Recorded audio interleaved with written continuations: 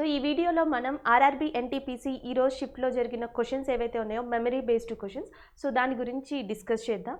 So యాక్చువల్గా మనం previous shifts నుంచి చూసుకుంటే కనుక సో ఎవ్రీ షిఫ్ట్లో ఎక్స్పెక్టెడ్ క్వశ్చన్స్ మనం ఏవైతే డిస్కస్ చేస్తున్నావో అవి కానీ, సో లేకపోతే ఆల్రెడీ మెమరీ బేస్డ్ క్వశ్చన్స్ ఏవైతే ఉంటాయో వాటి నుంచి కానీ అలాంటి క్వశ్చన్స్ అండ్ దానికి రిలేటెడ్ కాన్సెప్ట్ ఓరియంటెడ్ క్వశ్చన్స్ అనేవి రావడం జరుగుతుంది. ఒకసారి కావాలంటే మీరు క్రాస్ చెక్ చేసుకోవచ్చు.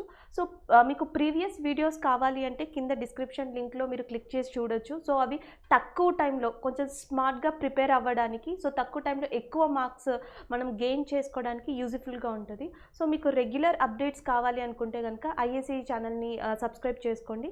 సో ఫర్దర్గా ఏమేమి కాన్సెప్ట్స్ ఇంకా కొత్త ఉన్నాయి అనే దాని మీద సో అప్డేట్ అనేది వస్తుంది కాబట్టి మీకు ఈజీగా ఉంటుంది సాగ్రిగేట్ చేసుకోవడం ఏ టాపిక్స్ ఇంపార్టెంట్ అనేవి. సో ఇప్పుడు మనం ఫస్ట్ క్వశ్చన్ చూద్దాం. సో ఫస్ట్ క్వశ్చన్ వచ్చి first women railway minister of India. So భారతదేశంలో మొట్టమొదటి రైల్వే మహిళా మంత్రి ఎవరు అని అడిగారు. So first railway minister of India వచ్చేసి మనకి Mamata Banerjee. So first railway minister of India. So ఇది వరకు అంటే ప్రీవియస్ షిఫ్ట్లో చూసుకుంటే మనకి ఫస్ట్ ట్రైన్ ఎక్కడి నుంచి ఎక్కడి వరకు స్టార్ట్ అయింది, నెక్స్ట్ వచ్చేసి మనకి ఇంకా దేని మీద అడిగారు అంటే వందే మాతరం. సో వందే మాతరం ట్రైన్ గురించి అడగడం జరిగింది. వందే మాతరం ఎక్స్ప్రెస్ గురించి కానీ, ట్రైన్ 18 అని దేన్ని పిలుస్తారు, సో ఇది ఎక్కడి నుంచి ఎక్కడి వరకు ఉంటుంది, ఇలాంటి రిలేటెడ్ క్వశ్చన్స్ అడిగారు. సో ఫస్ట్ టైం ఒక మినిస్ట్రీకి సంబంధించి లేదా బోర్డుకి సంబంధించి క్వశ్చన్ ఏం వచ్చింది అంటే మనకి రైల్వే మినిస్టర్ అంటే విమెన్ రైల్వే మినిస్టర్ వచ్చింది. సో అట్లానే first women loco pilot. So first మహిళా లోకో పైలట్ ఎవరని అడుగుతారు, Surekha Yadav. Surekha Yadav. So first women loco pilot. ఇంకా ఎలాంటి క్వశ్చన్స్ అడగచ్చు అంటే ఏ మహిళ ఫస్ట్ విమెన్ రైల్వే మినిస్టర్ లేదా first women who presented railway budget. So railway బడ్జెట్ని ప్రవేశపెట్టిన మొట్టమొదటి మహిళా మంత్రి ఎవరని కూడా అడగచ్చు. సో ఆమె కూడా మమతా బెనర్జీని. సో ఇవి కాకుండా ఇంకా ఎలాంటి క్వశ్చన్స్ అడగచ్చు అంటే మనకి ఆల్రెడీ రైల్వే జోన్స్ అడిగి ఉన్నారు, total railway Jones in India ఎన్ని, ఇలాంటి క్వశ్చన్స్ అడిగి ఉన్నారు కాబట్టి నెక్స్ట్ ఇప్పుడు కరెంట్ అఫైర్స్లో ఎలాంటి క్వశ్చన్స్ ఉంటే వాటి గురించి అడిగే ఛాన్సెస్ ఉంది. సో దాంట్లో ఒకటి వచ్చేసి మనకి యూపీలో ఒక ఇంపార్టెంట్ జంక్షన్ ఉంటే మొఘల్ సారాయ్. సో మొఘల్ సారాయ్ జంక్షన్ ఏదైతే ఉందో యూపీలో దీని యొక్క నేమ్ని చేంజ్ చేశారు. సో ఆ నేమ్ ఏంటి, సో ఎలా అడుగుతారంటే recently Mughal Sarai junction name in UP is changed as. So ఎట్లా చేంజ్ చేశారని అడుగుతారు, దీన్ దయాల్. సో దాన్ని దీన్ దయాల్ కింద చేంజ్ చేశారు. సో ఇలాంటి క్వశ్చన్స్ అడిగే ఛాన్సెస్ ఉన్నాయి. సో లేకపోతే మనకి ఇంకా ఫస్ట్ ఇండియాలో డబల్ డెక్కర్ ట్రైన్ ఎక్కడ స్టార్ట్ అయింది, ఏ ప్రాంతాల మధ్య ఇండియాలో first double decker train start అయింది అని అడుగుతారు, Ahmedabad. So Ahmedabad and central Mumbai. So ఈ రెండింటికి మధ్యలో మనకి ఫస్ట్ డబల్ డెక్కర్ ట్రైన్ ఏదైతే ఉందో సో అది స్టార్ట్ అయింది. అట్లానే ఎక్కువ డిస్టెన్స్ ట్రావెల్ చేసే ట్రైన్ ఆల్రెడీ మీకు తెలుసు, వివేక్ ఎక్స్ప్రెస్. ఎక్కడి నుంచి ఎక్కడి వరకు అంటే Assam to the Tamil Nadu area. So ఇలాంటి క్వశ్చన్స్ అడిగే ఛాన్సెస్ ఉన్నాయి. అట్లానే మీరు ఇంకొకసారి ఈ ఫెయిరీ క్వీన్ ఏదైతే ఉందో, fairy queen.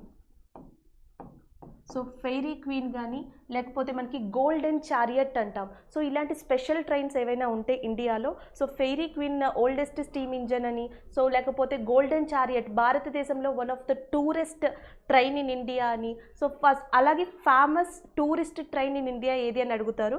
So famous tourist train in India one of the train palace on wheels.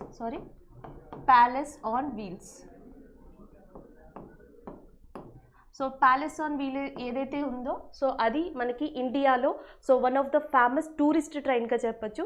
So next railway related అంటే జోన్స్, సో లేకపోతే రైల్వేస్ కాకుండా ఆ ట్రైన్స్కి సంబంధించినవి కాకుండా సో ఇలాంటి క్వశ్చన్స్ అడిగే ఛాన్సెస్ ఎక్కువ ఉన్నాయి. So the next one. Okay, ఇక్కడ క్వశ్చన్ వచ్చి మనకి Kuchipudi is the dance form of which state. So జనరల్గా మనకి ప్రీవియస్ షిఫ్ట్స్ కనుక చూస్తే సో ప్రీవియస్ షిఫ్ట్ మొత్తంలో ఈ డాన్స్ అంటే నాట్యం అనే కాన్సెప్ట్ నుంచి మనకు ఒక క్వశ్చన్ వచ్చింది, ఇంటర్నేషనల్ డాన్స్ డే. సో అంతర్జాతీయ నృత్య దినోత్సవం ఏ రోజు జరుపుకుంటారు. సో ప్రీవియస్ షిఫ్ట్స్ మొత్తంలో ఈ కాన్సెప్ట్ రిలేటెడ్ ఆ క్వశ్చన్ ఉంది. సో ఈ షిఫ్ట్ నుంచి చూస్తే సో స్టార్ట్ చేసింది ఏంటి అంటే సో ఆంధ్రప్రదేశ్ ఏదైతే ఉందో సో ఇది ఏ డాన్స్కి ఫేమస్ అంటే కూచిపూడి. సో క్వశ్చన్ వచ్చి Kuchipudi is famous in which state అని అడిగారు, ఆంధ్రప్రదేశ్. సో నెక్స్ట్ ఎలాంటి కాన్సెప్ట్స్ని మనం ఏమంటారు గెస్ట్ చేయొచ్చు, సో ఎలాంటి క్వశ్చన్స్ వస్తాయి అంటే మనకి జనరల్గా సో మిగతా 8 ఇండియన్ క్లాసికల్ డాన్సెస్ ఏవైతే ఉన్నాయో వాటి నుంచి రావచ్చు. సో ఎలాంటివి రావచ్చు అంటే ఆల్రెడీ కూచిపూడి అడిగేశారు కాబట్టి నెక్స్ట్ ఉన్నది మనకి భరతనాట్యం. సో ఇక్కడ ఇంకొక డిఫరెంట్ థింగ్ ఏంటంటే సో ఆల్రెడీ ఈ క్వశ్చన్ అడిగారు, స్టేట్ అండ్ నాట్యం కాంబినేషన్ అడిగారు కాబట్టి ఇంకొంచెం డెప్త్గా అడగాలి అనుకుంటే భరతనాట్యం అనేది తమిళనాడులో ఫేమస్ డాన్స్.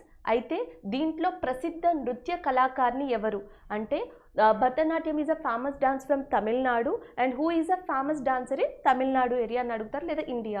సో టోటల్గా భరతనాట్యంలో ఈ రోజుకి వన్ ఆఫ్ ద టాప్ డాన్సర్గా ఉన్నది ఎవరు అంటే మనకి రుక్మిణీ దేవి అరుందలే. రుక్మిణీ దేవి అరుందలే. సో ఈమె భరతనాట్యంలో చాలా ఫేమస్ డాన్సర్. సో అట్లానే ఎప్పుడు కొంతమంది కన్ఫ్యూజ్ అయ్యేది ఎక్కడ అంటే ఒకటి వచ్చేసి కథక్ అంటాం, ఇంకోటి వచ్చేసి మనం కథకళి అంటాం. సో ఒకటి వచ్చేసి కథక్, ఇంకొకటి వచ్చేసి కథకళి. కథక్ అనేది ఏ స్టేట్కి సంబంధించింది అంటే ఒడిస్సాకి, అండ్ కథకళి వచ్చేసి ఏ స్టేట్కి సంబంధించింది అంటే కేరళ. సో ఇక్కడ కూడా ఇంకొక ఇంపార్టెంట్ థింగ్ ఏంటంటే కథక్ ఏదైతే ఉందో ఒడిస్సా, భారతదేశంలో మనకి ముఖ్యంగా 8 ఇండియన్ క్లాసికల్ డాన్సెస్ ఉన్నాయి.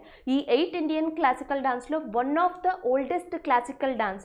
సో భారతదేశంలో one of the oldest classical డాన్స్గా దేన్ని చెప్తారు అంటే ఒడిస్సీ, అదే ఒడిస్సాలో ఉన్న కథక్ని కూడా చెప్తారు. సో దీంట్లో ఫేమస్ పర్సన్ ఎవరు అంటే పండిట్ బ్రిజు మహారాజ్. పండిట్ బ్రిజు మహారాజ్. సో ఇలాంటివి అడగచ్చు. లేదా ఇంకొంచెం డిఫరెంట్గా అడగాలి అంటే who is a father of modern Indian dance, లేదా who is a father of Indian dance. So father of Indian డ్యాన్స్గా ఎవరిని పిలుస్తారు, ఫాదర్ ఆఫ్ ఇండియన్ డాన్స్గా ఎవరిని పిలుస్తారు అంటే ఉదయ్ శంకర్. ఉదయ్ శంకర్ ఈయన ఏం చేశారంటే క్లాసికల్ డాన్స్ని ఏదైతే మనకి సంప్రదాయ నృత్యం ఉందో దానిని అండ్ ఫోక్ డాన్స్ని and as well as a semi classical డాన్స్ని వీటన్నిటిని కలిపేసి ఫ్యూజన్ ఏదైతే ఉంటుందో డాన్స్ ఫ్యూజన్. సో దానిని భారతదేశం తరపున మొట్టమొదటిగా విదేశాల్లో ప్రదర్శించిన వ్యక్తి ఎవరు అంటే ఉదయ్ శంకరే. So first person who given performance in abroad. So అబ్రాడ్లో ఫస్ట్ పర్ఫార్మెన్స్ ఇచ్చిన వ్యక్తి కూడా ఉదయ్ శంకర్. సో ఈయన ఫాదర్ ఆఫ్ ఇండియన్ డాన్స్ అని కూడా పిలుస్తారు. సో ఇది ఒకటి ఇంపార్టెంట్ థింగ్. సో మేబీ అడిగితే ఈ కాంబినేషన్, సెకండ్ వచ్చేసి name and dance combination, so third వచ్చేసి మేబీ అడిగితే ఫాదర్ ఆఫ్ ఇండియన్ డాన్స్. ఇవి కూడా కాదు అంటే సో బై లాస్ట్ ఇంకా పేపర్ 2 టఫ్గా ఉన్న ఛాన్స్లో ఏముంటుందంటే ఫోక్ డాన్సెస్ని అడిగే ఛాన్సెస్ ఉన్నాయి. సో ఫోక్ డాన్సెస్ని కూడా ఎట్లా అడుగుతారు అంటే పర్టికులర్ స్టేట్ ఇచ్చేసి ఫేమస్ డాన్స్ ఏది అని అడుగుతారు. ఫర్ ఎగ్జాంపుల్ అస్సాం ఉంది అనుకోండి, సో అస్సాంలో వన్ ఆఫ్ ద ఫేమస్ డాన్స్గా మనం బీహూ చెప్తాం. ఇంకా డిఫరెంట్ డాన్సెస్ కూడా ఉన్నాయి. సో ఆంధ్రప్రదేశ్ వచ్చింది అనుకోండి కోలాటం అని చెప్తాం. సో లేకపోతే కిజ్రీ. సో కిజ్రీ వచ్చేటప్పటికి famous folk dancing with state అంటే యూపీ అని చెప్తాం. సో ఇలాంటివి పర్టిక్యులర్ స్టేట్ అడుగుతారు, లేకపోతే మనకి పర్టిక్యులర్ ఫోక్ డాన్స్ అడుగుతారు. ఈ 4 కాన్సెప్ట్స్ నెక్స్ట్ షిఫ్ట్స్లో మనం ఎక్స్పెక్ట్ చేయొచ్చు. So the next one, next వచ్చేటప్పటికి హెచ్డిఐ ఫస్ట్ ర్యాంక్.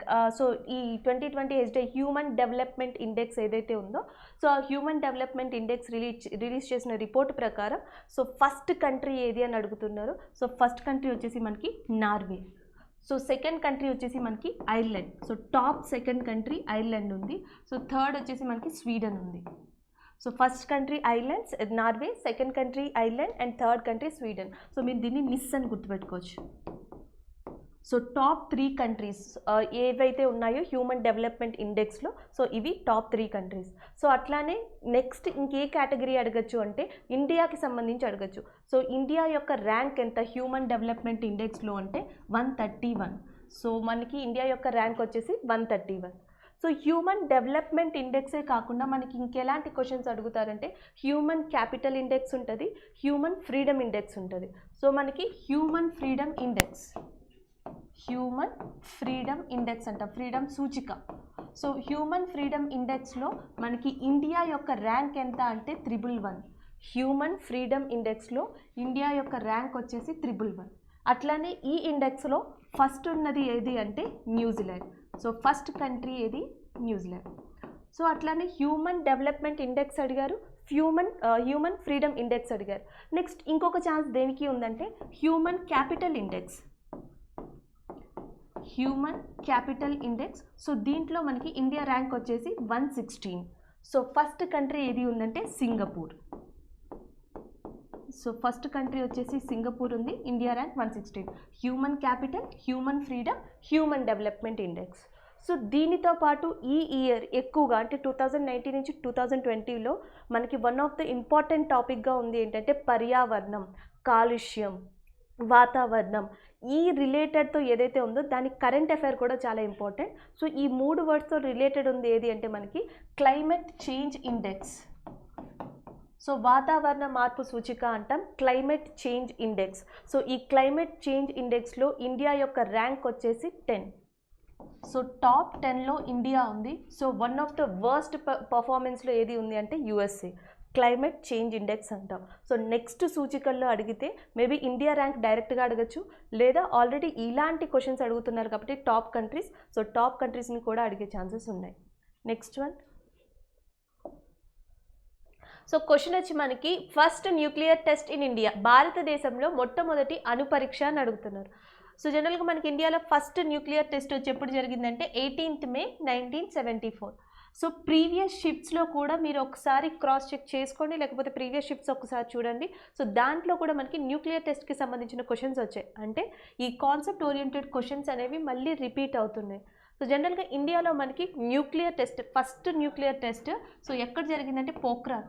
అసలు ఇండియాలో మనకి ఎన్నిసార్లు న్యూక్లియర్ టెస్ట్ జరిగింది అంటే 2 సార్లు జరిగింది. ఒకటి వచ్చేసి పోఖ్రాన్ 1 అంటాం.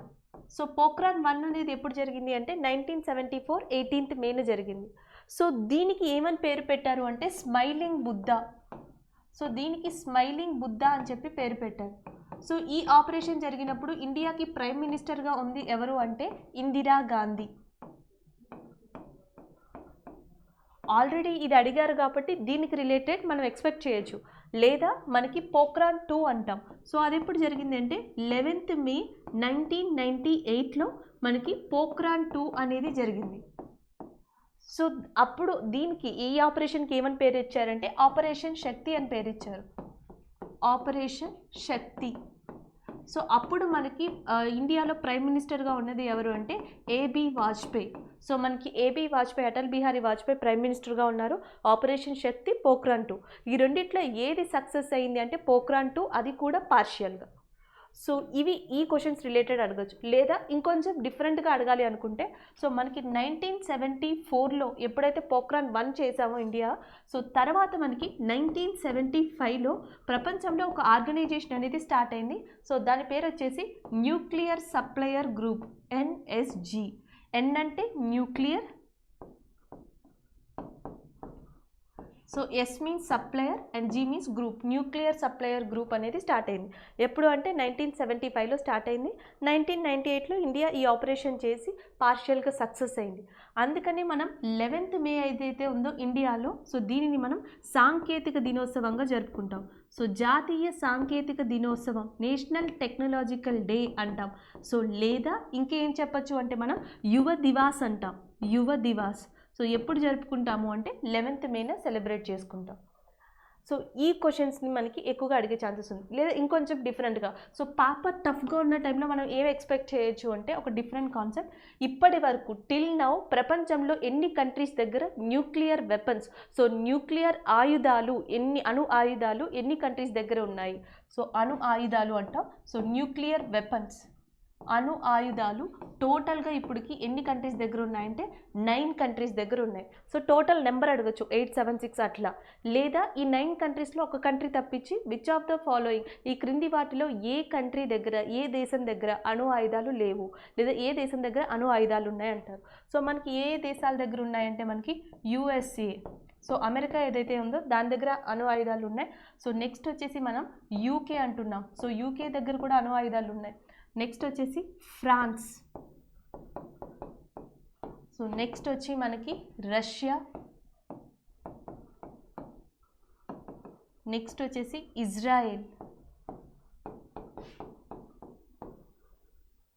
నెక్స్ట్ వచ్చేసి పాకిస్తాన్.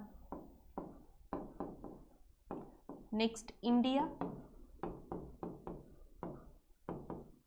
నెక్స్ట్ వచ్చేసి చైనా, నెక్స్ట్ వచ్చి నార్త్ కొరియా. సో ఈ 9 కంట్రీస్ దగ్గర మనకి ఇప్పటికీ అణు ఆయుధాలు ఉన్నాయి. USA, America and Britain, France, Israel, Russia, Pakistan, India, China, North Korea. So question ఎలా అడగచ్చు అంటే ఈ క్రింది వాటిలో ఏ కంట్రీ దగ్గర అణు ఆయుధాలు లేవు? India, Pakistan, USA, south Korea. So north Korea దగ్గర ఉన్నాయి, సౌత్ కొరియా దగ్గర లేవు కాబట్టి ఆన్సర్ సౌత్ కొరియా అవుతుంది. లేదా డైరెక్ట్గా నెంబర్ అడగడం అనేది జరుగుతుంది. ఇంకొక ఇంట్రెస్టింగ్ ఇన్ఫర్మేషన్ ఏంటి అంటే మనకి ఇండియా దగ్గర ఆల్మోస్ట్ ఎన్ని ఉన్నాయంటే దాదాపుగా 120 to 130 న్యూక్లియర్ వెపన్స్ ఉన్నాయి. 120 నుంచి 130 దాకా భారతదేశం అణు ఆయుధాలని, న్యూక్లియర్ వెపన్స్ని కలిగి ఉంది. కానీ మనకన్నా ఎక్కువ న్యూక్లియర్ వెపన్స్ కలిగి ఉన్న దేశం ఏది అంటే పాకిస్తాన్. సో పాకిస్తాన్ ఇండియా కన్నా ఎక్కువ న్యూక్లియర్ వెపన్స్ని కలిగి ఉంది. ఇక్కడ క్వశ్చన్ వచ్చి మనకి which number of president Ramnath Kovind. So Ramnath Kovind భారతదేశంలో ఎన్నో రాష్ట్రపతిగా ఉన్నారు. అంటే ప్రజెంట్ మనకి ఎవరైతే ప్రెసిడెంట్ ఆఫ్ ఇండియా ఉన్నారో సో ఆయన ఎన్నో రాష్ట్రపతి. సో ఫస్ట్ నుంచి లిస్ట్ చూసుకుంటే అని అడుగుతున్నారు. సో మనకి ఆన్సర్ వచ్చేసి so 14th president of India. So మనకి ఇండియాలో 14వ రాష్ట్రపతిగా ఉన్నది సో రామ్నాథ్ కోవింద్. ఇంకా ఎలాంటి క్వశ్చన్స్ అడిగే ఛాన్సెస్ ఉందంటే మనకి ఇండియాలో first president of India, so భారతదేశం యొక్క మొట్టమొదటి రాష్ట్రపతి ఎవరు అని అడుగుతారు, రాజేంద్ర ప్రసాద్. సో బాబు రాజేంద్ర ప్రసాద్ ఎవరైతే ఉన్నారో సో ఆయన భారతదేశం యొక్క మొట్టమొదటి రాష్ట్రపతి. సో ఇంకా ఎలాంటి క్వశ్చన్స్ అడగచ్చు అంటే ఇంకా ఈయనకి ఇంపార్టెన్స్ ఉన్నది ఏంటి అంటే కాన్స్టిట్యూషన్ అసెంబ్లీ చైర్మన్. సో మనకి కాన్స్టిట్యూషన్ అసెంబ్లీ చైర్మన్గా చేసిన వ్యక్తి ఎవరు అంటే బాబు రాజేంద్ర ప్రసాద్. సో మనకి నాన్ కోఆపరేషన్ మూమెంట్ ఉంటుంది. సో నాన్ కోఆపరేషన్ మూమెంట్ టైంలో ఆ టైంలో మనకి సహాయ నిరాకరణోద్యమం టైంలో సో గాంధీ పిలుపు మేరకు బాబు రాజేంద్ర ప్రసాద్ కానీ లేకపోతే మనకి చిత్తరంజన్ దాస్ కానీ వీళ్ళందరూ న్యాయవాద వృత్తికి చెందిన వాళ్ళు, లాకి చెందిన వాళ్ళు. సో న్యాయవాద వృత్తి పదవిని కూడా వదులుకున్న వన్ ఆఫ్ ద పర్సన్ ఎవరు అంటే రాజేంద్ర ప్రసాద్ అని చెప్పొచ్చు. సో ఈయన తర్వాత మనకి సెకండ్ రాష్ట్రపతిగా ఇండియాలోకి వచ్చింది ఎవరు అంటే సర్వేపల్లి రాధాకృష్ణ. సో మనకి second president of India Sarvepalli Radhakrishna. So ఈయనకి మనకి భారతదేశంలో మొట్టమొదటి రాష్ట్రపతి ఎవరైతే భారతరత్నాన్ని అందుకున్నారో సో ఆయన సర్వేపల్లి రాధాకృష్ణ. సో ఈయన ఏ ఇయర్లో భారతరత్నాన్ని అందుకున్నారు అంటే 1954. సో 1954లో ఈయన భారతరత్న అవార్డుని అందుకోవడం జరిగింది. సో ఇలాంటి క్వశ్చన్స్ అడగచ్చు. లేదా థర్డ్ పర్సన్ వచ్చేసి మనకి so third president of India వచ్చేసి జాకిర్ హుస్సేన్. సో మనకి మూడో రాష్ట్రపతిగా ఎవరు ఉన్నారు అంటే జాకిర్ హుస్సేన్ ఉన్నారు. సో ఈయన మీద క్వశ్చన్ ఎట్లా ఫ్రేమ్ అవుతుంది అంటే పదవిలో ఉండగా చనిపోయిన మొట్టమొదటి రాష్ట్రపతి ఎవరు అంటే జాకిర్ హుస్సేన్. సో ఈయన చనిపోయిన తర్వాత వివి గిరి ఎవరైతే ఉన్నారో vice president of India. So అప్పుడు జాకిర్ హుస్సేన్ చనిపోయినప్పుడు వైస్ ప్రెసిడెంట్ ఆఫ్ ఇండియాగా ఉన్నది ఎవరు అంటే వివి గిరి. సో ఈయనని ప్రెసిడెంట్ ఆఫ్ ఇండియా చేశారు సెట్టైన్ టైంకి, కొంత టైంకి. సో ఈయన తర్వాత మిగిలిన కాల పరిమితి ఏదైతే ఉంటుందో జనరల్గా ప్రెసిడెంట్ ఆఫ్ ఇండియా యొక్క కాల పరిమితి ఎంత అంటే 5 years, టెన్యూర్ అంటాం. సో ఆయన యొక్క పదవీ కాలం ఎంత అంటే 5 సంవత్సరాలు. సో మిగిలిన ఏదైతే టర్మ్ ఉంటుందో ఆ టర్మ్కి ఆ ప్రస్తుతం తాత్కాలిక రాష్ట్రపతిగా ఎవరిని పెట్టారంటే అప్పట్లో chief justice of India Mohammad Hidayatullah.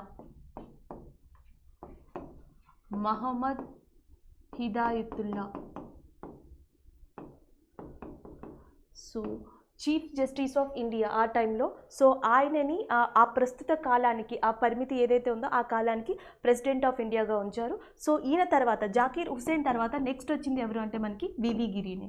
So ఇట్లా ఒక పర్టిక్యులర్ ప్రెసిడెంట్ సో ఆయనకి ఏమన్నా ఒక ఇంపార్టెన్స్ ఉంటే కనుక సో ఇలాంటి క్వశ్చన్స్ అడిగే ఛాన్సెస్ ఉన్నాయి. అట్లానే మనకి ప్రీవియస్ షిప్లో అడిగిన క్వశ్చన్ ఏంటంటే youngest president of India.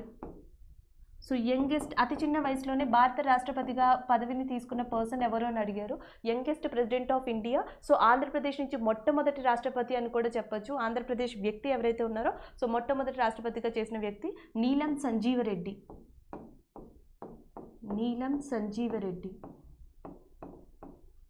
So అట్లానే మనకి ఇంకొక పర్సన్ ఉన్నారు జ్ఞాని జైల్ సింగ్. సో జ్ఞాని జైల్ సింగ్ ఎవరైతే ఉన్నారో ఈయన టైంలో మనకి 3 ఇంపార్టెంట్ ఈవెంట్స్ జరిగాయి భారతదేశంలో. ఒకటి ఆపరేషన్ బ్లూ స్టార్ అంటాం. So operation Blue Star. So operation Blue star అనేది ఎవరి హయాంలో జరిగింది అంటే ఎవరు రాష్ట్రపతిగా ఉన్నప్పుడు జరిగింది అంటే జ్ఞాని జైల్ సింగే. సో ఇందిరాగాంధీ ఎవరైతే ఉన్నారో ఆమె చనిపోవడం కూడా ఎప్పుడు జరిగింది అంటే జ్ఞాని జైల్ సింగ్ రాష్ట్రపతిగా ఉన్నప్పుడే జరిగింది. సో యాంటీ సిక్ రయోట్, సిక్కులకి వ్యతిరేకంగా ఏదైతే ఒక ఆపరేషన్ చేశారో, ఉద్యమం ఏదైతే జరిగిందో సో అది కూడా ఎప్పుడు జరిగింది అంటే జ్ఞాని జైల్ సింగ్ టైంలోనే జరిగింది.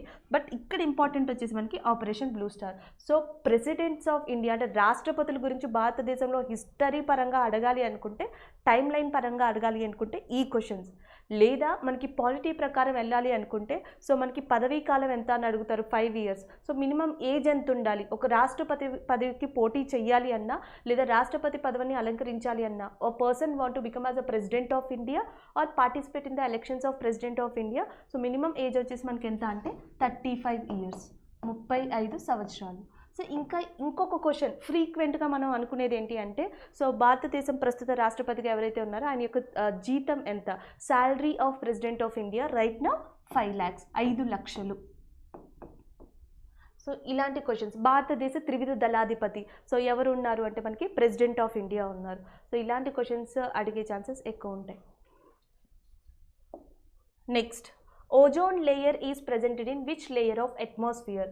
సో ఏ లేయర్ ఆఫ్ అట్మాస్ఫియర్లో మనకి ఓజోన్ పొర అనేది ఉంది అని అడుగుతున్నారు.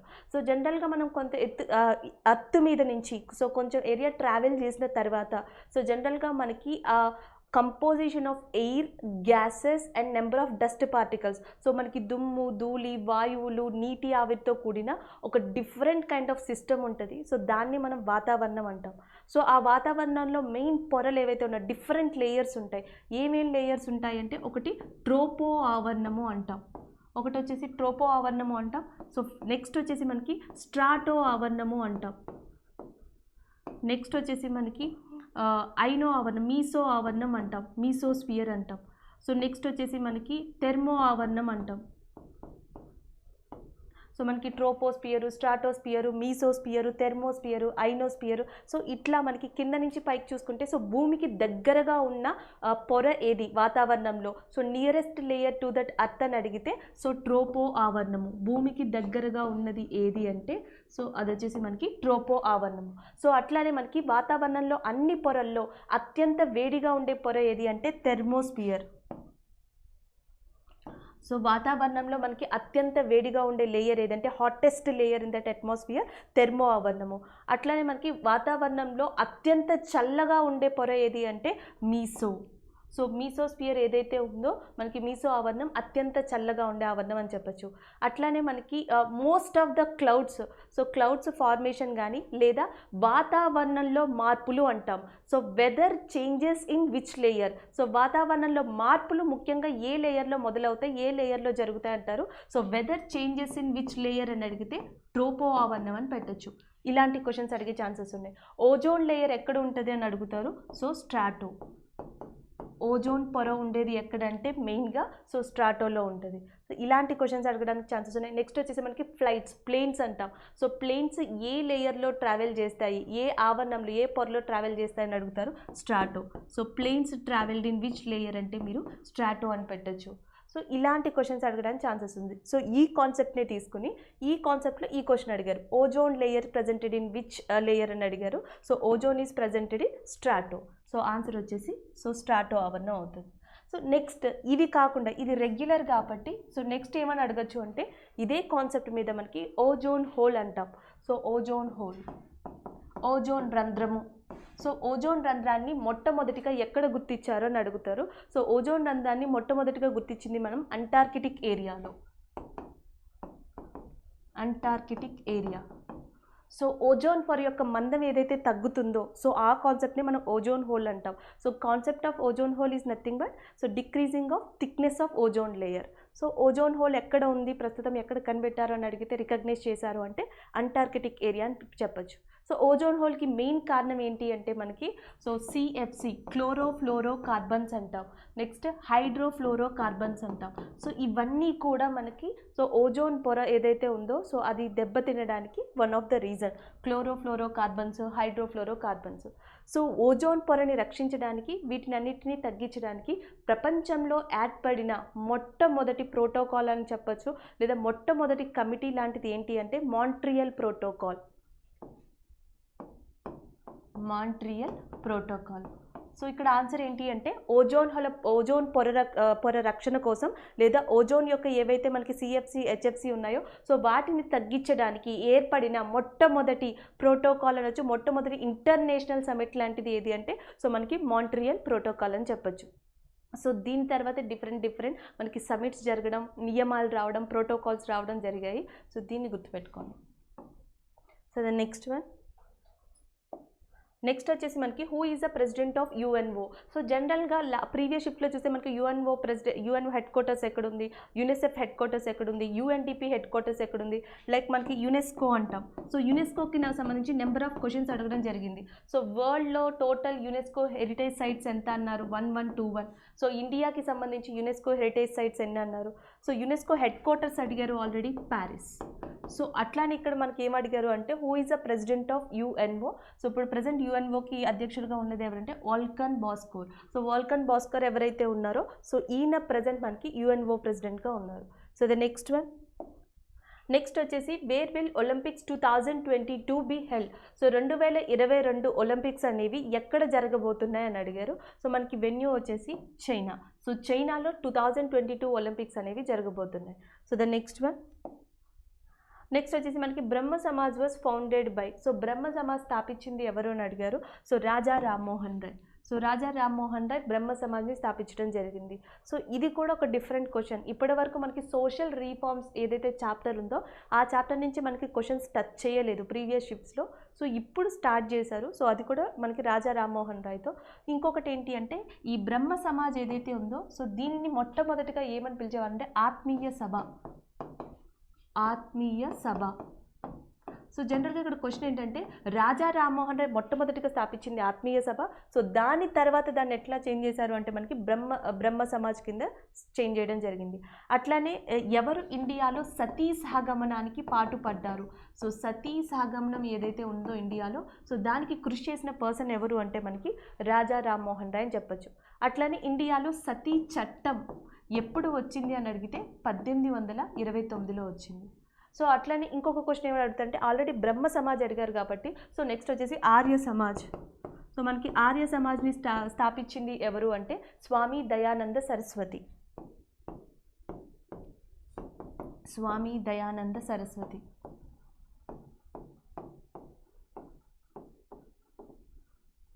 సో ఇట్లాంటివి ఆలీగర్ మూమెంట్ అంటాం.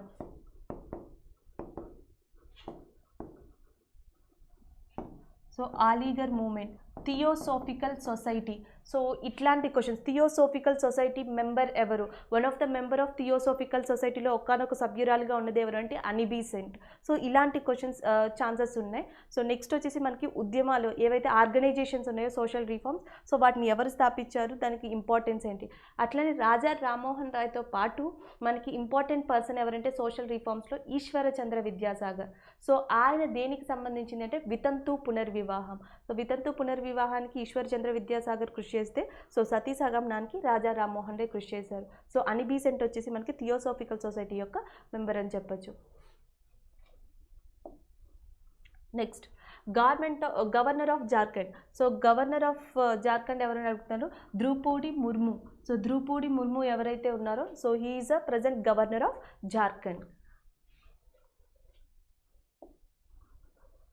Next first Indian to win Nobel prize. So యాక్చువల్గా క్వశ్చన్ మాకు ఇన్ఫర్మేషన్ ఏంటి అంటే నోబెల్ ప్రైజ్ రిలేటెడ్గా వచ్చింది. సో మనకి ఇండియాలో నోబెల్ ప్రైజ్ అనేది ముఖ్యంగా 4 వ్యక్తులకి రావడం జరిగింది టిల్ రైట్ నౌ. సో ఇప్పటి వరకు ఎంతమందికి వచ్చిందంటే 4 మెంబర్స్కి రావడం జరిగింది. సో ఫస్ట్ పర్సన్ అసలు ఇండియాలో నోబెల్ ప్రైజ్ వచ్చిన ఫస్ట్ పర్సన్ ఎవరు అంటే రవీంద్రనాథ్ ఠాగూర్. సో ఆయనకి ఏ ఇయర్లో వచ్చింది అంటే 1913. సో 1913లో రావడం జరిగింది. సో ఈయన తర్వాత సర్ సివి రామన్.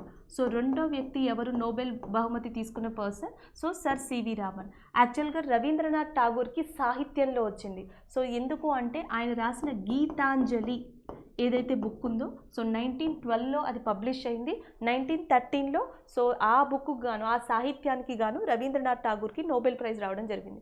సో తర్వాత వచ్చేసి మనకి 1928 అరౌండ్ ఆ టైంలో సర్ సివి రామన్కి సైన్స్లో అంటే భారతదేశం తరపున సైన్స్ రంగంలో మనకి నోబెల్ బహుమతి వచ్చిన పర్సన్ ఎవరు అంటే sir CV Raman. So C V Raman తర్వాత ఇంకొక పర్సన్ ఎవరికి నోబెల్ ప్రైజ్ వచ్చింది భారతదేశం తరపున అంటే మదర్ తెరిస్సా. సో ఈమెను కూడా ఇండియాకి చెందిన వ్యక్తిగానే రికగ్నైజ్ చేస్తారు కాబట్టి సో థర్డ్ లిస్ట్లో మనకి మదర్ తెరిసా. ఆమె చేసిన సేవకు గాను సో మదర్ తెరిసాకి నోబెల్ ప్రైజ్ ఇవ్వడం జరిగింది. సో ఫోర్త్ పర్సన్ ఎవరు అంటే మనకి కైలాష్ సత్యార్థి. సో కైలాష్ సత్యార్థికి 2014లో నోబెల్ ప్రైజ్ ఇవ్వడం జరిగింది. సో టిల్ నౌ ఎంతమందికి ఇచ్చారంటే నలుగురికి, Rabindranath Tagore, sir CV Raman and mother Teresa, Kailash Satyarthi. So ఎవరైతే ఉన్నారో వీరు నలుగురికి నోబెల్ ప్రైజ్ ఇవ్వడం జరిగింది సో ఇండియాకి సంబంధించి. Next one, author of Origin of Species. So జాతుల మూలం రచయిత, author of Origin of Species రచయిత ఎవరో అని అడిగారు. So Charles Darwin. So Charles Darwin ఎవరైతే ఉన్నారో ఈయన డిఫరెంట్ స్పీషియస్కి సంబంధించి సో ఒక బుక్ రాయడం జరిగింది, దాని పేరు వచ్చేసి origin of species. So the next one, Kaziranga national park is located. First 2 days షిఫ్ట్స్లో మనకి నేషనల్ పార్క్స్ వచ్చాయి. సో దాని తర్వాత ఆల్మోస్ట్ నేషనల్ పార్క్స్ కాకుండా యునెస్కో వరల్డ్ హెరిటేజ్ లాంటివి రావడం జరిగింది. సో ఇప్పుడు అడుగుతున్నారు Kaziranga national park is located in అని చెప్పి. So Kaziranga national park is located in which state అంటే అస్సాం. ఇంకా అస్సాంలో ఇంపార్టెంట్ నేషనల్ పార్క్స్ ఏమున్నాయంటే one of the important national park Manas. So Manas అనేది బయోస్పియర్ అవుతుంది, నేషనల్ పార్క్ కూడా అవుతుంది.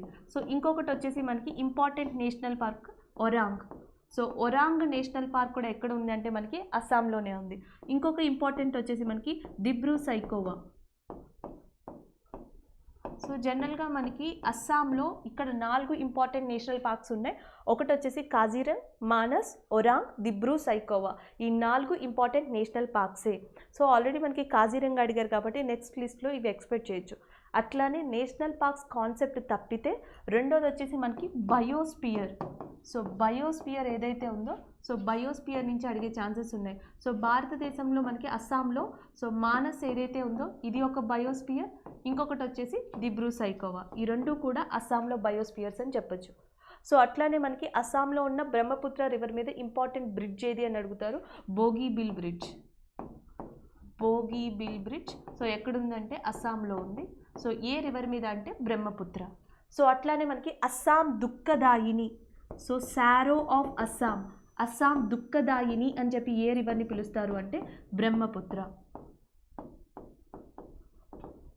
అట్లానే భారతదేశంలో ఫస్ట్ ఆయిల్ రిజర్వ్ అంటాం. సో క్రూడ్ ఆయిల్ని ఎక్కడ తీశారు అంటే అస్సాంలో. Oldest oil reserve in India. భారతదేశంలో అతి పురాతనమైన ఆయిల్ రిజర్వ్ ఎక్కడ ఉందంటే అస్సాంలో.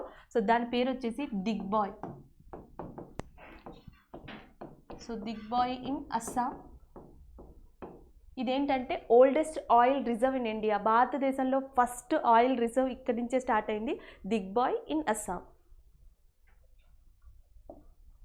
Next, INC first Muslim president. So ఐఎన్సీలో మొట్టమొదటి ముస్లిం అధ్యక్షుడు ఎవరు? మొన్నటి దాకా అంటే ప్రీవియస్ షిఫ్ట్ దాకా ఐఎన్సీ ఫస్ట్ ఎవరు, ఐఎన్సీ ఎస్టాబ్లిష్ ఎప్పుడు జరిగింది, లేకపోతే గాంధీ ఐఎన్సీలో ఏ సమావేశానికి అధ్యక్షత వహించారు, ఏ ఇయర్లో అధ్యక్షత వహించారు, ఈ క్వశ్చన్స్ అడిగారు. సో ఒక్కసారి గాంధీ అండ్ ఫస్ట్ ఈ రెండు కాన్సెప్ట్స్ అయిపోగానే సో థర్డ్ వచ్చేటప్పటికి నెక్స్ట్ షిఫ్ట్స్ నుంచి ఎట్లా వచ్చారు అంటే ఫస్ట్ ముస్లిం అధ్యక్షుడు అడిగారు. సో ఫస్ట్ ముస్లిం అధ్యక్షుడు వచ్చేసి మనకి బబ్రుద్దీన్ త్యాబ్జీ. సో ఈయన మనకి ఫస్ట్ ముస్లిం అధ్యక్షుడు. సో 1887. సో ఆల్మోస్ట్ ఆ ప్రాంతంలో 1887లో సో మనకి మద్రాస్ నుంచి ఈ వ్యక్తి ఐఎన్సీకి అధ్యక్షత వహించడం జరిగింది. సో ఫస్ట్ అధ్యక్షత వహించింది ఎవరు అంటే WC బెనర్జీ, విమేష్ చంద్ర బెనర్జీ అంట. సో విమేష్ చంద్ర బెనర్జీ మనకి 1885లో బాంబేలో ఫస్ట్ ఐఎన్సీ కండక్ట్ చేయడం జరిగింది. నెక్స్ట్ వచ్చేసి 1886 ఈ ఐఎన్సీ ఎక్కడ జరిగింది అంటే కలకత్తాలో జరిగింది. సో కలకత్తాలోని 1886 ఐఎన్సీకి అధ్యక్షత వహించింది ఎవరు అంటే దాదాబాయ్ నౌరోజీ. సో దాదాబాయి నవరోజీ మీద ఇంకొక క్వశ్చన్ ఏమని పడవచ్చు అంటే ఆల్రెడీ ఇక్కడ తొలి ముస్లిం అధ్యక్షుడు అన్నారు కాబట్టి ఈ ప్లేస్లో వచ్చేసి మనకి తొలి పార్సీ అధ్యక్షుడు. సో భారతదేశంలో ఐఎన్సి మొట్టమొదటి పార్సీ అధ్యక్షుడు ఎవరు? సో పార్సీ మతానికి సంబంధించి సో ఆయన వచ్చేసి మనకి దాదాబాయి నవరోజీ 1886లో. అట్లానే భారతదేశంలో ఐఎన్సి మొట్టమొదటి మహిళా అధ్యక్షురాలు. సో మనకి మహిళా అధ్యక్షురాలు ఎవరని అడుగుతారు? అనీ బెసెంట్. సో మహిళా అధ్యక్షురాలు వచ్చేసి మనకి అనీ బెసెంట్. కానీ ఇండియాకి సంబంధించి ఈమె ఫారినర్ కాబట్టి అసలు నార్మల్గా మొట్టమొదటి మహిళ అంటే అనీ బెసెంటే. కానీ ఇండియన్ అంటే మొదటి భారతీయ మహిళ ఐఎన్సీకి అధ్యక్షత వహించింది ఎవరు అంటే సరోజినీ నాయుడు. సరోజినీ నాయుడు. సో ఇవి మనం నెక్స్ట్ ఎక్స్పెక్ట్ చేయొచ్చు. మేబీ మహిళ గురించి అడిగితే సరోజినీ నాయుడు, అనీ బెసెంట్. మహిళ అని ఇస్తే అనీ బెసెంట్ని పెట్టచ్చు, లేదా భారతీయ మహిళా అధ్యక్షురాలు ఎవరంటే సరోజినీ నాయుడుని పెట్టాలి. పార్సీకి సంబంధించి సెకండ్కి సంబంధించి అయితే దాదాబాయి నవరోజీని ఆన్సర్ ఇవ్వాల్సి ఉంటుంది. సో గాంధీ ఆల్రెడీ అడిగారు కాబట్టి 1924లో మనకి అధ్యక్షత వహించింది ఎవరు అంటే గాంధీ. సో ఎక్కడ అధ్యక్షత వహించారు అంటే బెల్గాం. అదే 1925 అంటే వెంటనే నెక్స్ట్ 1925 కాన్పూర్ అంట. సో కాన్పూర్ ఏరియాలో అధ్యక్షత వహించింది ఎవరంటే Sarojini Naidu. Next father of space programme. So ఇండియాలో ఫాదర్ ఆఫ్ స్పేస్ ప్రోగ్రామ్ అని ఎవరిని పిలుస్తారు అంటే విక్రమ్ సారాభాయ్. సో విక్రమ్ సారాభాయ్ని father of Indian space programme అని పిలుస్తారు. అట్లానే ఇండియాలో father of Indian nuclear programme. So father of Indian nuclear programme అని ఎవరిని పిలుస్తారు అని అడుగుతారు. సో ఆన్సర్ వచ్చేసి మనకి హోమీ జహంగీర్ బాబా. హోమీ జహంగీర్ బాబా. సో ఈయనని మనం ఏమని పిలుస్తాము అంటే father of Indian nuclear programme. అట్లానే మీకు ఆల్రెడీ తెలుసు missile man of India. So missile man of India అని ఎవరిని పిలుస్తారు అంటే అబ్దుల్ కలాం. సో ఇలాంటి క్వశ్చన్స్ కూడా అడిగే ఛాన్సెస్ ఉంది. ఆల్రెడీ స్పేస్ ప్రోగ్రామ్ అడిగారు కాబట్టి నెక్స్ట్ ఇవి ఎక్స్పెక్ట్ చేయొచ్చు.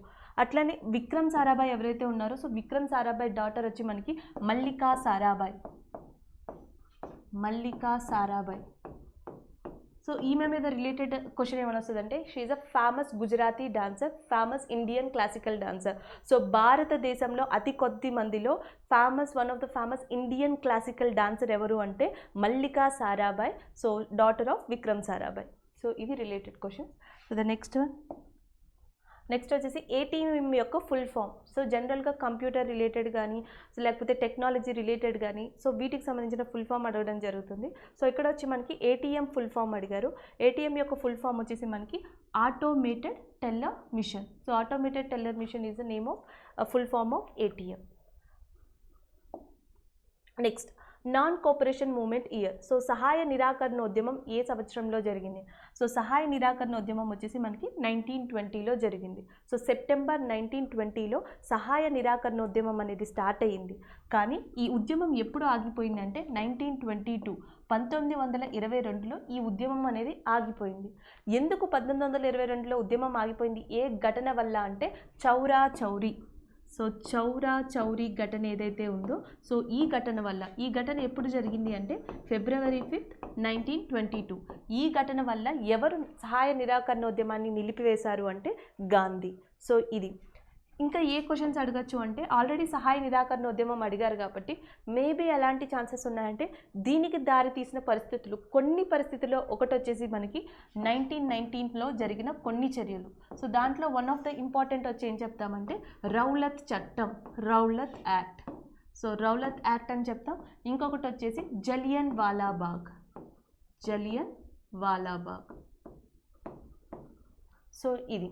సో ఈ క్వశ్చన్స్ అడగచ్చు, కారణాల గురించి అడగచ్చు, సో ఆ టైంలో జరిగింది అడగచ్చు. దీని తర్వాత one of the sequence, so పరిమాణం అంటాం కదా, పరిణామం. సో దీని యొక్క పరిణామంలో ఒకటి ఏంటంటే 1923లో 1923లో స్వరాజ్య పార్టీ అనే దాన్ని స్థాపించారు.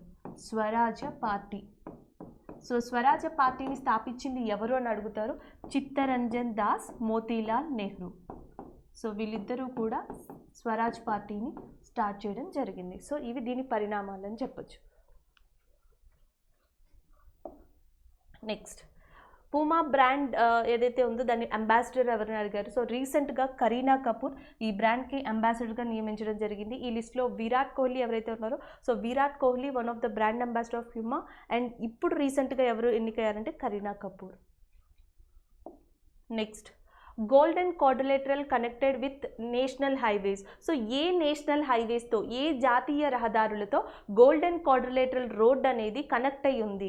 సో యాక్చువల్గా కాన్సెప్ట్, ఏ కాన్సెప్ట్ మీద క్వశ్చన్ అడిగారు అంటే గోల్డెన్ క్వాడ్రిలేటరల్. సో ఈ కాన్సెప్ట్ మీద క్వశ్చన్ అడగడం జరిగింది. సో గోల్డెన్ క్వాడ్రిలేటరల్ రోడ్ అసలు ఈ కాన్సెప్ట్ని ఇండియాలో తీసుకొచ్చింది లేదా ఇనిషియేషన్ చేసిన పర్సన్ ఎవరు అంటే ఏబీ వాజ్పేయి, అటల్ బిహారీ వాజ్పేయి. ఇలాంటి ఒక కార్యక్రమాన్ని లేదా కాన్సెప్ట్ని ఇనిషియేషన్ చేసిన పర్సన్ ఎవరు, ప్రారంభించిన పర్సన్ ఎవరు అంటే అటల్ బిహారీ వాజ్పేయి అని చెప్పొచ్చు.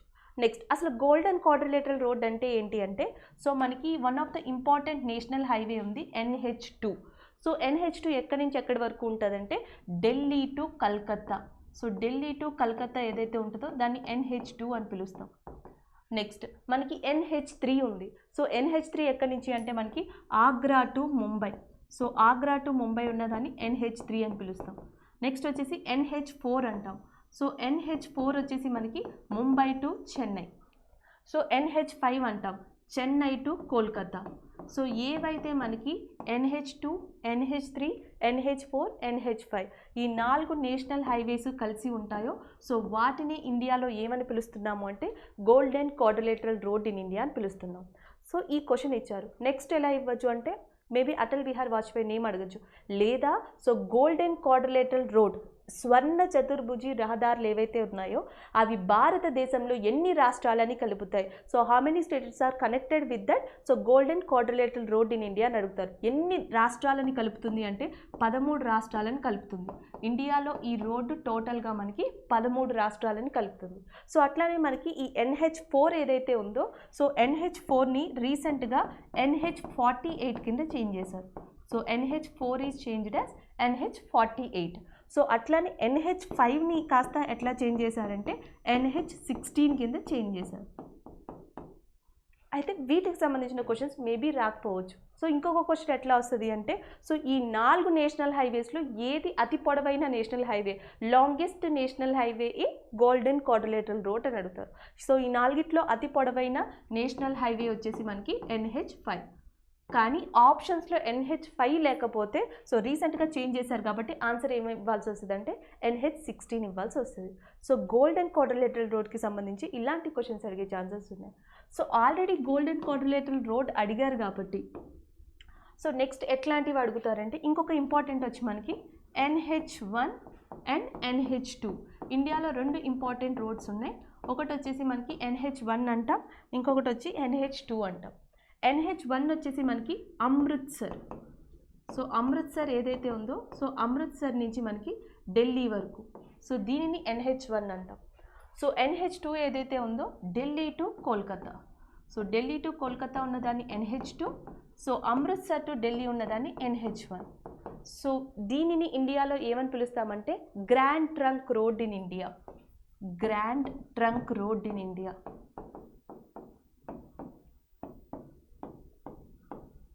So grand trunk road in India అని దేని పిలుస్తామంటే NH1 అండ్ NH2 రెండింటిని కలిపి, లేదా కొంచెం డిఫరెంట్గా అడగాలంటే సో అమృత్సర్, ఢిల్లీ, కలకత్తాలను కలిపే ఇండియాలో రోడ్డు పేరు ఏంటి అని అడుగుతారు. So grand trunk road.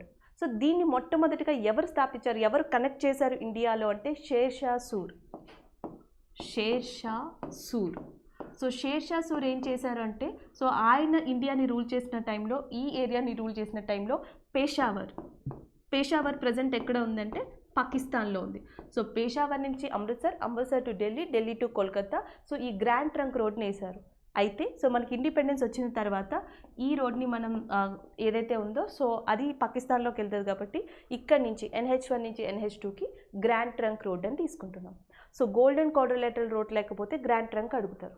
లేకపోతే ఇది కూడా కాదనుకుంటే నెక్స్ట్ ఎట్లాంటి క్వశ్చన్స్ వస్తాయంటే మనకి longest national highway in India. So already చాలామందికి తెలిసిన క్వశ్చన్ ఇది. Longest national highway in India వచ్చేసి NH44. సో NH44 సో మనకి కశ్మీర్ టు కన్యాకుమారి ఏదైతే ఉందో సో అది longest national highway in India అవుతుంది. అట్లనే మనకి shortest national highway in India అంటాం. షార్టెస్ట్ నేషనల్ హైవే 6 కిలోమీటర్స్ ఉంది. ఇది దాదాపుగా 4000 కిలోమీటర్స్ వస్తుంది. ఇది 6 కిలోమీటర్స్ ఉంది. Shortest national highway in India NH47A. So అత్యంత చాలా షార్టెస్ట్ జాతీయ రహదారి ఏది అంటే NH47A. సో అత్యంత పొడవైన జాతీయ రహదారి ఏది అంటే NH44. So NH44 Kashmir to Kanyakumari చెప్పుకున్నాం కాబట్టి సో 47A కూడా అడుగుతారు. సో విల్లింగ్టన్, సో మనకి విల్లింగ్టన్ ఐలాండ్ ఏదైతే ఉందో సో దాని నుంచి కేరళకి, so Kerala to Willingdon, so smallest national highway NH47A. So ఇలాంటి క్వశ్చన్స్ అడుగుతారు. లేకపోతే ఇక థర్డ్ వచ్చేటప్పటికి మనకి ఎలాంటి క్వశ్చన్స్ అడిగే ఛాన్సెస్ ఉంది అంటే కారిడార్స్ అంటాం. ఇట్లాంటి కారిడార్స్ అడిగే ఛాన్సెస్ కూడా ఉంటాయి. So north to south corridor ఇండియాలో ఏ ప్రాంతాలకి కనెక్ట్ అయ్యి ఉంది అని అడుగుతారు. సో నార్త్ టు సౌత్ ఇండియాలో కారిడార్స్ ఏ ప్రాంతాలతో కనెక్ట్ అయ్యి ఉన్నాయంటే Kashmir to Kanyakumari. So Kashmir to Kanyakumari మనకి ఉత్తరం నుంచి దక్షిణం వరకు కనెక్ట్ అయ్యి ఉంది. అట్లానే మనకి పడమర నుంచి తూర్పు వరకు అంటాం. వెస్ట్ టు ఈస్ట్ అంటాం. సో వెస్ట్లో ఉన్నది గుజరాత్, ఈస్ట్లో అస్సాంని కలుపుతుంది. గుజరాత్లో ఏది అంటే పోర్బందర్. సో పోర్బందర్ నుంచి అస్సాంలో ఉన్న సిల్చర్. సో పోర్బందర్ టు సిల్చర్ ఏదైతే ఉందో సో మనకి వెస్ట్ టు ఈస్ట్ కారిడార్ అవుతుంది. నార్త్ టు సౌత్ వచ్చేసి కాశ్మీర్ టు కన్యాకుమారి అవుతుంది. అయితే ఇప్పుడు ఇండియాలో ఒక కొత్త ప్రాజెక్ట్ని స్టార్ట్ చేశారు. మనకి అది వచ్చేసి మనకి భారత్మాల ప్రాజెక్ట్ అంటాం. సో ఆ భారత్మాల పరియోజన ప్రాజెక్ట్, భారత్మాల పరియోజన ప్రాజెక్ట్. సో మీకు క్వశ్చన్ ఇలా వచ్చింది అనుకోండి, సో డైరెక్ట్గా ఆన్సర్ ఇది రోడ్డు మార్గాలకి అని చెప్పి ఆన్సర్ ఇవ్వచ్చు. రోడ్డు మార్గాలు, జల మార్గాలు ఇట్లా వస్తే కనుక భారతమాల పరియోజన ప్రాజెక్ట్ అనేది సో ఇండియాలో రోడ్స్ని టూరిస్ట్ ప్లేసులకి, పోర్టు ప్లేసులకి, సో ఏవైతే వాటర్ ఏవులు ఉంటాయో, మతపరమైన ఇంపార్టెంట్ ప్లేస్లు ఉంటాయో, మనం విజిట్ చేసే ప్లేస్లు ఉంటాయో, వీటిని అన్నిటినీ రోడ్డు వేస్తో కలిపే ప్రాజెక్ట్ని మనం ఏమని పిలుస్తామంటే భారతమాల పరియోజన ప్రాజెక్ట్. సో ఈ క్వశ్చన్స్ గుర్తుపెట్టుకోండి. సో నెక్స్ట్ వచ్చేసి మనకి UNICEF head quarters. So already previous దాంట్లో నేను ఎక్స్ప్లెయిన్ చేశాను. యునెస్కో హెడ్ క్వార్టర్స్ వచ్చేసి మనకి ప్యారిస్లో ఉంది. సో అట్లానే యునెసెఫ్ యొక్క హెడ్ క్వార్టర్స్ ఎక్కడ ఉంది అంటే న్యూయార్క్. సో న్యూయార్క్లో మనకి యునెసెఫ్ హెడ్ క్వార్టర్స్ ఉంది. So the next one, where is Tansen tome located. So Tansen యొక్క సమాధి ఎక్కడ ఉంది అని అడుగుతున్నారు. సో మనకి తాన్సేన్ యొక్క సమాధి వచ్చేసి గ్వాలియర్లో ఉంది. సో నెక్స్ట్ అంటే ఆల్రెడీ మనకి సమాధులు, టోమ్స్ ఏవైతే ఉన్నాయో ఇవి అడగడం స్టార్ట్ చేశారు కాబట్టి సో మనకి ముఖ్యంగా అడిగేవి ఏవి అంటే అటు ఏన్షియంట్ ఇండియా ఉండదు, మోడర్న్ ఇండియా ఉండదు. ప్రాచీన భారతదేశం నుంచి నవీన భారత చరిత్ర నుంచి అడిగే ఛాన్సెస్ ఉండవు. సో మనకి అడిగేది ఎక్కడి నుంచి అంటే మిడీవల్ ఇండియా, సో మధ్యయుగ భారతదేశ చరిత్ర. సో దీంట్లో కూడా ఈ కాన్సెప్ట్ని బాగా స్ట్రెస్ చేసేది ఎగ్జామ్స్లో ఏది అంటే మొఘలులు. సో మొఘలులు ఎవరైతే ఉన్నారో సో వీళ్ళ యొక్క సమాధుల మీద నుంచి క్వశ్చన్స్ రావచ్చు. ఏ సమాధి ఎక్కడుంది? ఫర్ ఎగ్జాంపుల్ మనకి మొట్టమొదటి రాజు ఎవరు అంటే మొఘల్స్ని స్థాపించింది బాబర్. సో బాబర్ యొక్క సమాధి ఎక్కడుంది అని అడుగుతారు, కాబూల్. సో బాబర్ యొక్క సమాధి కాబూల్లో ఉంది. సో కాబూల్ ఇప్పుడు ప్రజెంట్ ఎక్కడుందంటే Afghanistan.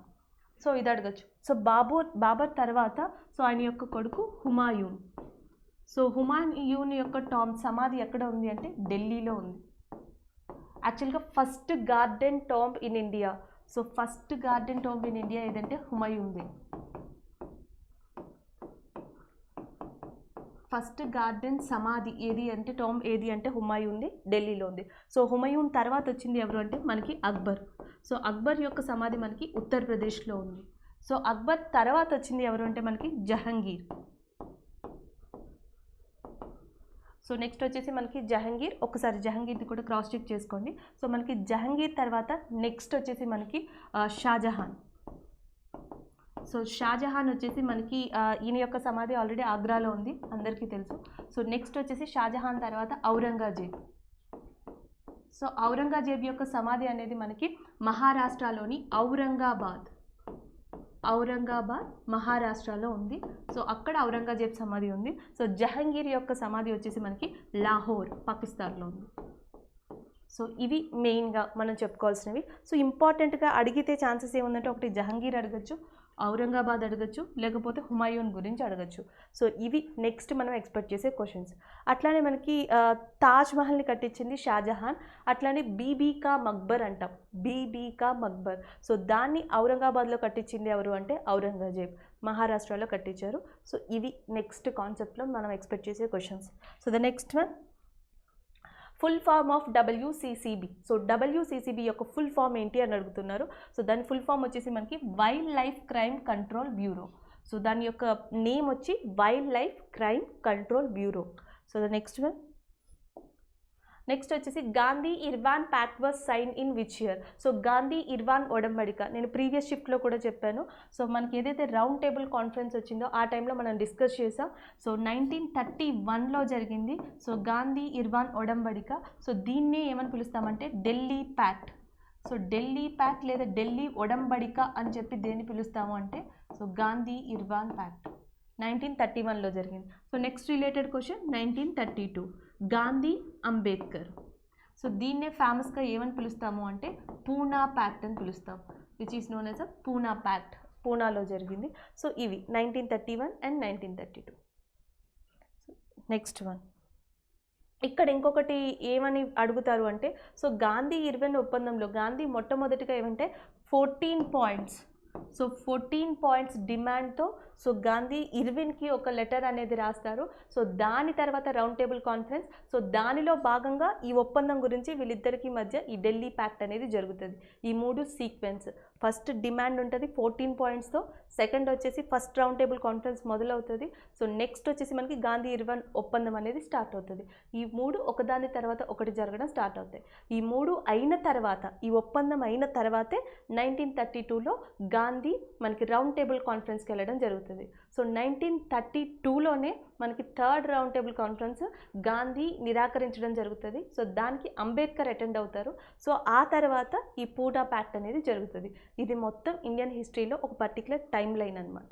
So the next one, next వచ్చేసి which country will host 2023 Asian cup football. So మనం ఏదైతే ACF అంటామో ఏషియన్ కప్ ఫుట్బాల్, సో ఇది 2023లో ఎక్కడ జరుగుతుంది అని అడిగారు. సో 2023లో ఇది జరిగేది చైనాలో. అట్లానే మనకి ACF 2022 విమెన్స్, సో మహిళల విభాగానికి సంబంధించి 2022లో ఈ ఏషియన్ కప్ ఫుట్బాల్ అనేది ఎక్కడ జరగబోతుంది, విచ్ కంట్రీ విల్ హోస్ట్ అంటే ఇండియా, మన ఇండియాలో జరగబోతుంది నెక్స్ట్ ఇయర్ ఈ ACF విమెన్స్కి సంబంధించి. నెక్స్ట్ అసలు ఈ ఏషియన్ కప్ ఫుట్బాల్ టోర్నమెంట్లో అత్యధికంగా టైటిల్స్ సాధించిన కంట్రీ ఏది అంటే జపాన్. ఇప్పటి వరకు జరిగిన ఏవైతే టోర్నమెంట్స్ ఉన్నాయో ఆ టోర్నమెంట్స్ అన్నీ చూసుకుంటే అన్ని కంట్రీస్లో ఏ కంట్రీ ఎక్కువ టైటిల్స్ సాధించింది అంటే జపాన్. సో లాస్ట్ ఇయర్ 2019లో ఏదైతే జరిగిందో అబుదుబాయ్లో జరిగింది. సో మనకి ఏదైతే ఏషియన్ కప్ ఫుట్బాల్ అనేది అబుదుబాయ్లో జరిగింది. సో దాంట్లో విన్ అయింది ఎవరు అంటే ఖతార్. సో మనకి Qatar country so 2019 ASF cup కొట్టింది. సో దేనికి ఎగ్నెస్ట్గా ఇది ఆడింది అంటే జపాన్కి. సో జపాన్కి ఎగ్నెస్ట్గా అది విన్ అవ్వడం జరిగింది. సో ASFకి సంబంధించి కొంచెం related information. So the next one, Rowlatt act year. So Rowlatt చట్టం ఎప్పుడు వచ్చింది? రౌలత్ చట్టం కానీ జలియన్ వాలాబాగ్ ఇన్సిడెంట్ కానీ ఇవన్నీ జరిగి భారతదేశంలో ఇప్పటికీ 100 సంవత్సరాలు కంప్లీట్ అయ్యాయి. సో ఇవి చాలా చాలా ఇంపార్టెంట్ ఎగ్జామ్ పాయింట్ ఆఫ్ వ్యూలో. సో అందుకే ఇవి ఎక్కువగా రిపీట్ అవ్వడం జరుగుతుంది. సో రౌలత్ యాక్ట్ వచ్చి 1919లో వచ్చింది. సో దీనివల్ల జరిగిన సంఘటన ఏంటి అంటే జలియన్ వాలాబాగ్. జలియన్ వాలాబాగ్ దీనివల్లే జరిగింది. సో ఎక్కడ జరిగింది అంటే పంజాబ్లో. దీనికి కారణం ఎవరు అంటే general O Dyer. General O Dyer. So general O డయ్యర్ని చంపిన వ్యక్తి ఎవరు అంటే Udham Singh. The next one, NIFT full form ఏంటి అని అడిగారు. This is also repeated question.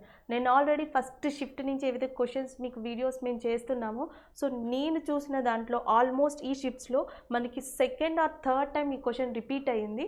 So national electronic funds transfer, NEFT అంటున్నాం, national electronic funds transfer. So ఇది దీని యొక్క full form. So the next one, next వచ్చేసి world book and copyright day. So ప్రపంచ పుస్తకం మరియు కాపీరైట్ అనేది ఏ రోజున చేసుకుంటారని అడుగుతున్నారు. సో 23rd ఏప్రిల్ అనేది వరల్డ్ బుక్ అండ్ కాపీరైట్ డేగా చెప్పొచ్చు. So the next one, national Panchayat Raj day is celebrated on which day. So మనకి పంచాయత్ రాజ్ దినోత్సవం అనేది ఎప్పుడు సెలబ్రేట్ చేసుకుంటారని అడుగుతున్నారు. 24th April. సో 24th ఏప్రిల్లో మనం పంచాయతీ రాజ్ డేని సెలబ్రేట్ చేసుకుంటాం. సో మనకి పంచాయత్ రాజ్ అనే సిస్టమ్ని ఇండియాలో ఏ సవరణ ద్వారా తీసుకొచ్చారు అంటే 73rd అమెండ్మెంట్ యాక్ట్, 73వ సవరణ ద్వారా సో పంచాయతీరాజ్ సిస్టమ్ని రాజ్యాంగంలో పొందుపరిచారు. సో ఇండియాలో అఫీషియల్గా ఫస్ట్ పంచాయతీరాజ్ సిస్టమ్ స్టార్ట్ అయిన స్టేట్ ఏది, రాష్ట్రం ఏది అంటే రాజస్థాన్. సో బల్వంత్ రాయ్ కమిటీ ఏదైతే ఉంటుందో ఆ సూచనల మేరకు నెక్స్ట్ మనం పంచాయతీరాజ్ సిస్టమ్ని ఇంట్రడ్యూస్ చేసి డెవలప్ చేసి సో ఫస్ట్ సిస్టమ్ పంచాయతీరాజ్ సిస్టమ్ని ఎక్కడ స్టార్ట్ చేసాము అంటే రాజస్థాన్లో స్టార్ట్ చేసాము. ఏ అమెండ్మెంట్ ద్వారా వచ్చింది రాజ్యాంగంలో ఉంటే 73rd అమెండ్మెంట్ ద్వారా వచ్చింది. సో ఇది పార్ట్ కూడా చూసుకోండి, ఒకసారి క్రాస్ చెక్ చేసుకోండి. సో పంచాయతీరాజ్ వచ్చేసి మనకి 9th పార్ట్లో ఉంటుంది. సో 9వ విభాగంలో మనకి పంచాయతీరాజ్ ఉంటుంది. సో 9A వచ్చేటప్పటికి మనకి ఏముంటుంది అంటే మున్సిపాలిటీ. సో మనకి రాజ్యాంగంలో 22 ఏవైతే విభాగాలు 22 పార్ట్స్ అంటాం. సో పార్ట్ 1 వచ్చేసి మనకి యూనియన్ అండ్ టెరిటరీ, పార్ట్ 2 వచ్చేసి పౌరసత్వం, పార్ట్ 3 ప్రాథమిక హక్కులు ఎలా మాట్లాడతామో. సో ఇక్కడ వచ్చేటప్పటికి పంచాయతీరాజ్ అడిగారు కాబట్టి నెక్స్ట్ అడిగే ఛాన్స్ ఏముందంటే 9th పార్ట్లో మనకి పంచాయతీరాజ్ ఉంది. 9Aలో వచ్చేటప్పటికి మనకి మున్సిపాలిటీ ఉంది. So the next one Khilafat movement leaders. So last షిఫ్ట్లో again it's a previous question. So Khilafat ఉద్యమం నాయకుడు ఎవరు అంటే Ali brothers. So Ali brothers ఎవరు అంటే ఒకళ్ళు వచ్చేసి మనకి మొహమ్మద్ అలీ, ఇంకొకళ్ళు వచ్చేసి షౌకత్ అలీ. ఇద్దరు బ్రదర్స్ కూడా మనకి ఖిలాఫత్ మూమెంట్గా లీడర్స్గా ఉన్నారు. సో దీన్ని కంటిన్యూ చేశారు. So all India Khilafat conference ఉద్యమ నాయకుడు ఎవరు అంటే గాంధీ. ఆల్ ఇండియా ఖిలాఫత్ ఉద్యమ నాయకుడిగా ఎవరు ఉన్నారంటే గాంధీ ఉన్నారు. సో అట్లానే ఖిలాఫత్ ఉద్యమం గాంధీ పిలుపు మేరకు నాన్ కోఆపరేషన్ మూమెంట్లో ఎప్పుడు జాయిన్ అయింది అంటే December 1920. So December month in 1920లో సో గాంధీ పిలుపు మేరకు అలీ బ్రదర్స్ ఈ ఖిలాఫత్ మూమెంట్ని సహాయ నిరాకరణ ఉద్యమంలో భాగంగా అంటే దాంతో కలిపి మొదలుపెట్టారు. సో ఇవి కూడా మనకి one of the important part అని చెప్పచ్చు. So the next one allotropes of carbon. So carbon యొక్క ఎల్లోట్రోప్స్ రూపాంతరాలు ఏంటి, ఇది ఇక్కడ ఇంపార్టెంట్. సో ఎల్లోట్రోప్స్ అంటే ఇక్కడ అర్థం మనకి రూపాంతరాలు. చాలా ఎలిమెంట్స్కి రూపాంతరాలు ఉంటాయి. నైట్రోజన్కి ఉంటాయి ఎల్లోట్రోపీస్ ఉంటాయి, కార్బన్కి ఎల్లోట్రోపీస్ ఉంటాయి, ఆక్సిజన్కి ఎల్లోట్రోపీస్ ఉంటాయి. సో మనకి బేసిక్గా అకాడమిక్ సిలబస్ నుంచి తెలిసింది ఇంపార్టెంట్ థింగ్ కార్బనే కాబట్టి సో మోస్ట్ ఆఫ్ ద ఎగ్జామ్స్లో ఇది అడుగుతున్నారు. కార్బన్కి 3 రూపాంతరాలు ఉంటాయి. ఒకటి డైమండ్. సో అక్కడ ఇచ్చిన ఆప్షన్స్ ప్రకారం ఇక్కడ ఆన్సర్ డైమండ్, కానీ వాస్తవానికి 3 రూపాంతరాలు ఉంటాయి. ఒకటి డైమండ్ ఉంటుంది, ఇంకోటి వచ్చేసి మనకి గ్రాఫైట్, ఇంకొకటి వచ్చేసి C60 బక్మినిస్టర్ ఫుల్లరిన్ అంటాం. సో ఫుల్లరిన్ ఏదైతే ఉందో C60, గ్రాఫైట్, వజ్రం, డైమండ్, ఈ 3 కూడా కార్బన్ యొక్క రూపాంతరాలు అని చెప్తారు. ఇంకా ఏమి క్వశ్చన్స్ అడిగే ఛాన్సెస్ ఉన్నాయంటే మనకి గ్రాఫైట్ అనేది గుడ్ కండక్టరా బ్యాడ్ కండక్టరా, ఒకసారి తెలుగు వర్డ్ చూసుకోండి. కండక్టర్ గుడ్ కండక్టరా బ్యాడ్ కండక్టరా అంటే సో గ్రాఫైట్ అనేది గుడ్ కండక్టర్. సో వీటిని బ్యాటరీస్లో కానీ లేకపోతే మనకి గ్రాఫైట్ పౌడర్ అంటాం. సో గ్రాఫైట్ పౌడర్ని కందెనగా వాడతారు. So good catalyst. సో కందెనగా హై రియాక్షన్స్లో మనం దేన్ని యూజ్ చేస్తామంటే గ్రాఫైట్ని యూజ్ చేస్తాం. అట్లానే C60ని ఎక్కడ యూజ్ చేస్తారు అంటే మెడిసిన్స్లో, సో మందులకి, కాస్మెటిక్స్కి, సో వీటన్నిటికీ కూడా మనం C60 అనే దాన్ని యూజ్ చేస్తాం. సో డైమండ్ని వివిధ రకాలుగా యూజ్ చేస్తాం.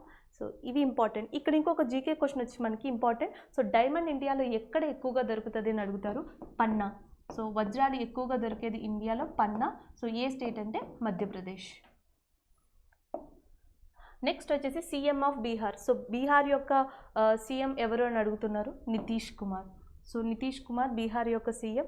సో సీఎంస్ లేదా గవర్నర్స్ ఎవ్రీ షిఫ్ట్ లేకపోతే మనకి ఏవైతే 3 days కంటిన్యూస్గా జరిగాయో 3 daysలో 2 shiftsలో ఈ సీఎం కానీ గవర్నర్ని కానీ రెగ్యులర్గా అడగడం జరుగుతుంది. సో అట్లానే ఇక్కడ ఇంకొక ఇంపార్టెంట్ ఏంటంటే ఆల్రెడీ మనకి బీహార్కి వచ్చేటప్పటికి సో మనకి సీఎం గురించి అడిగారు కాబట్టి ఇంకేమైనా ఇంపార్టెంట్ ఉన్నాయా, లైక్ మనకి సారో ఆఫ్ బీహార్ అంటాం. Sorrow of Bihar. So Bihar దుఃఖదాయిని అని ఏ రివర్ని పిలుస్తారు అంటారు. సో బీహార్ దుఃఖదాయిని అని చెప్పి ఏ రివర్ని పిలుస్తారు అంటే కోసి. సో మనకి బీహార్లో వాల్మీకి నేషనల్ పార్క్ ఉంది. One of the important national park Valmiki national park, Gautam Buddha national park. So ఏవైతే ఉన్నాయో సో ఆ national parks as well as rivers ఇవి కూడా మనకి important. Next Iran currency rial. So Iran యొక్క కరెన్సీ. సో ఇప్పటి వరకు కరెన్సీస్ని టచ్ చేయలేదు. So this is the first time ఈ కాన్సెప్ట్ నుంచి అడగడం. ఇరాన్ కరెన్సీ వచ్చేసి మనకి రియాల్. నెక్స్ట్ ఇక్కడ ఇంకొక ఇంపార్టెంట్ థింగ్ వచ్చేసి ఇరాన్లో మనకి బాగ్దాద్. సో బాగ్దాద్ ఏరియా ఏదైతే ఉందో, సో ఈ బాగ్దాద్ ఏరియాలోనే మనకి యుఎన్ యొక్క regional office. So UN regional head quarters. UN regional head quarters ఎక్కడ ఉంది అంటే it's located in Baghdad area. ఇప్పటి వరకు ఇలాంటి క్వశ్చన్ అడగలేదు. యునెస్కో, యూనిసెఫ్ ఇట్లా అడిగారు కాబట్టి so next maybe there is a chance UN regional head quarters Baghdad. So Baghdad ఉన్నది మనకి ఇరాన్లో. So the next one, father of histology.